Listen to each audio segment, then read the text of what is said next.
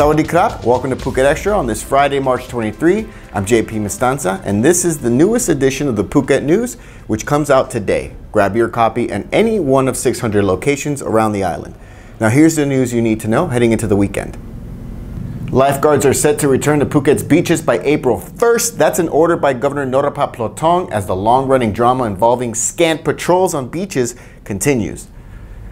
The order came at a meeting at the governor's house on Wednesday morning, attended by a host of high-ranking police and military personnel, as well as the acting chief of the Phuket Provincial Administration Organization, Wacharin Patom Watanapong, who has been central in the ongoing lifeguard crisis around Phuket since they are the main reason the lifeguards began their strike on the first place.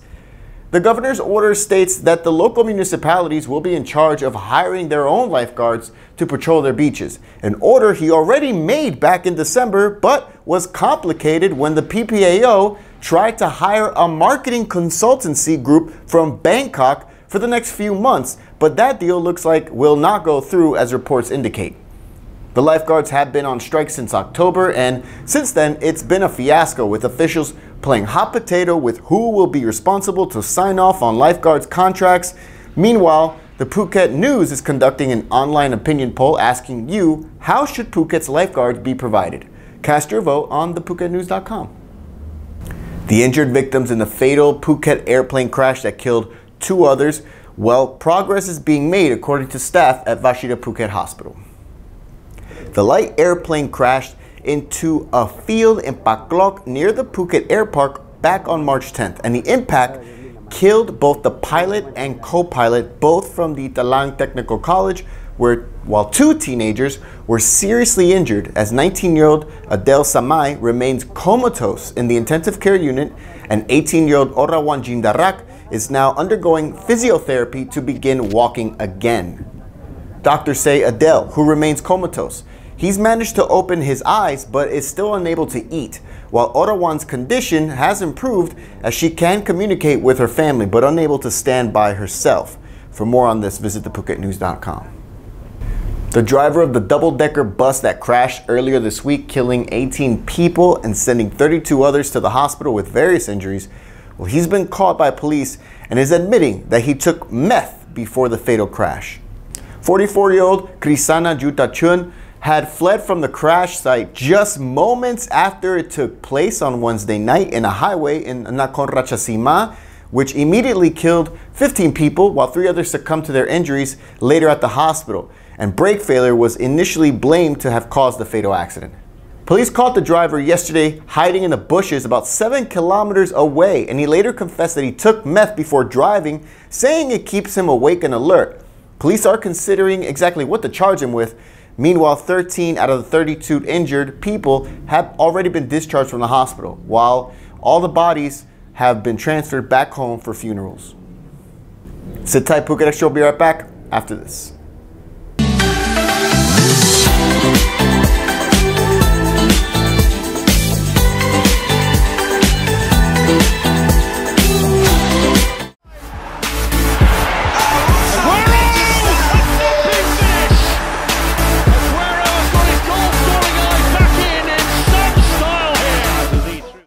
Welcome back to Phuket Extra. Welfare aid for poor communities were stolen. Then, scholarship funds for poor women were embezzled. Now it's Chiang Mai ethnic group's turn, whose welfare aid, worth nearly 68 million baht, have magically disappeared. Anti-corruption officials have found that funds originally allocated to the Center for the Development of Hill Tribes people in Chiang Mai, about 68 million baht, it never made it to them. The chiefs of the relevant local offices in those districts are now being transferred to another department while an investigation into the funds gets underway, and they're looking into whether those chiefs are responsible for that money not making it to the recipients.